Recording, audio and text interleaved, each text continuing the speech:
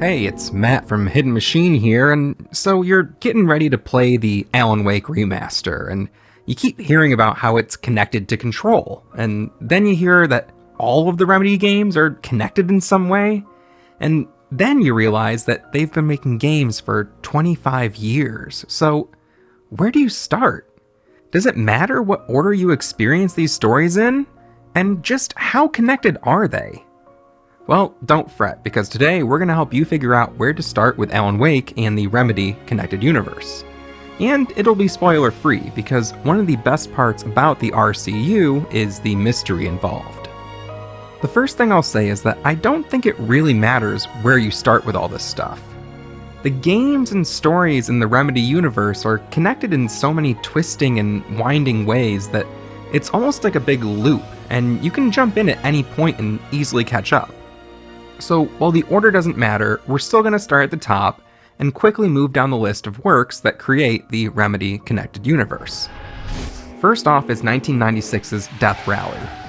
This is a game where you compete in violent races, eventually facing a final boss called the Adversary. You defeat him to become the king of the Death Rally.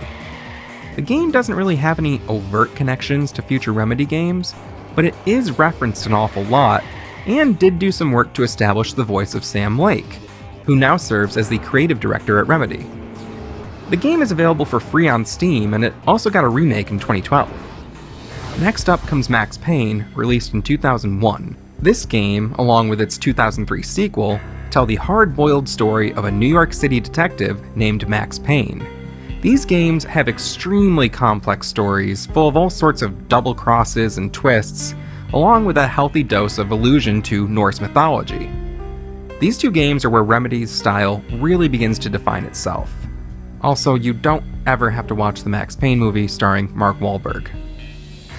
The next Remedy game is 2010's Alan Wake. However, there is a prequel to Alan Wake in the form of a 6-episode web series called Bright Falls, named after the town that the game and the show take place in. The series is surprisingly well produced and is a great introduction to the game. Alan Wake often gets billed as a horror game, but it's actually a psychological thriller, and it really only has a few brief moments of any real horror or extreme violence. The story follows a novelist named Alan Wake, who is famous for writing a series of crime novels starring a detective who bears a striking resemblance to Max Payne.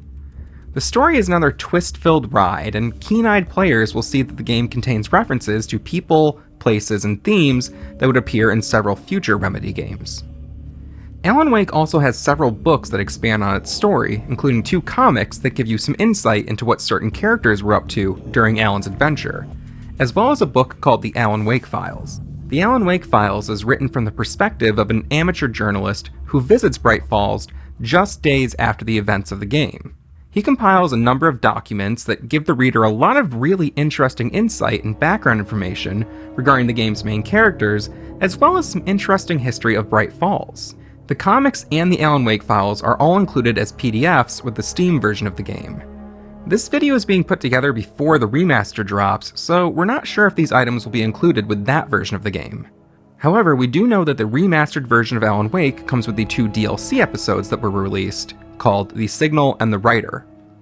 These are pretty brief standalone missions, but they continue to build the story of Alan Wake and help to set the scene for an eventual sequel. There's another Alan Wake game called Alan Wake's American Nightmare. This was released in 2012 for Xbox Live Arcade and was soon ported to the PC. This game takes place 2 years after the events of Alan Wake and features more action-oriented gameplay. Although it's not a full sequel to Alan Wake, it is canon, and it includes a lot of information about the more esoteric aspects of the game's world. If you really want to understand the story of Alan Wake, then the books, the DLC episodes, and American Nightmare will all be crucial for you. Next up, we've got a little more reading. An ARG blog called This House of Dreams went live in 2012. It tells the story of a woman named Samantha Wells who buys an old house and starts a blog to document her renovation process. Before long, she finds herself in a very unexpected situation, and the events documented in this blog establish a distinct connection between Alan Wake and Remedy's 2019 game, Control. 2012 also saw the release of Max Payne 3. While Max Payne 3 was developed by Rockstar, it was preceded by a series of comics co-written by Dan Houser and Sam Lake. These comics fill in a lot of what happened to Max before the events of the first two games, and also work to connect them to Max Payne 3. Although Max Payne 3 isn't the game that Remedy would have made, they were still brought in on the project at certain points as consultants. The Remedy universe is a multiverse, with all sorts of different dimensions and timelines interacting in a lot of different ways. So while it isn't a Remedy-developed game, you can think of Max Payne 3 as just one possible path that the character could have taken. Next up is Quantum Break. Released in 2016, the game tells the story of Jack Joyce, whose brother William created a time machine. Things don't go as planned, and it's up to Jack to save time itself. Chapters in the game are broken up by half-hour-long episodes of a live-action Quantum Break show. Choices that you make in the game will dictate what you see in the show. The whole thing is extremely ambitious and is another great example of Remedy's style of storytelling. This game is currently owned by Microsoft, so the characters in it don't appear in other Remedy games, but characters from other Remedy games do appear in Quantum Break. While the story totally stands on its own, there's a lot of really cool information and lore to discover about Alan Wake all throughout this game. Quantum Break was accompanied by a novel called Quantum Break: Zero State. It was written by Cam Rogers, who actually worked on Quantum Break early in its development. The story isn't technically considered canon, but it's also not a straight novelization of the game. It's a novel that takes place in the Quantum Break universe and sort of tells an alternate timeline version of what goes down in the game.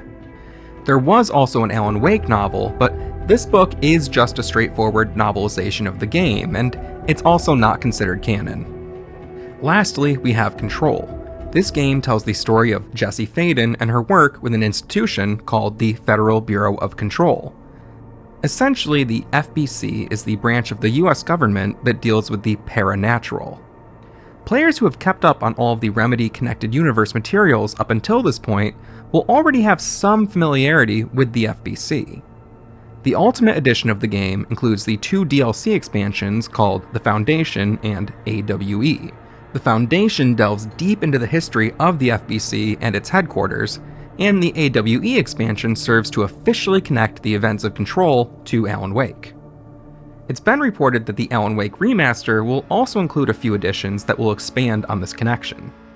And as of the time of this video, that's pretty much it for the Remedy Connected Universe. If you want to go even deeper, then stay tuned to this channel because all month long we'll be uploading Alan Wake related videos for our Waketober celebration. And at the end of the month, we'll be releasing a long-form, deep dive into the entirety of the Remedy Connected Universe, both the official Remedy universe as well as the unofficial implied Remedy universe.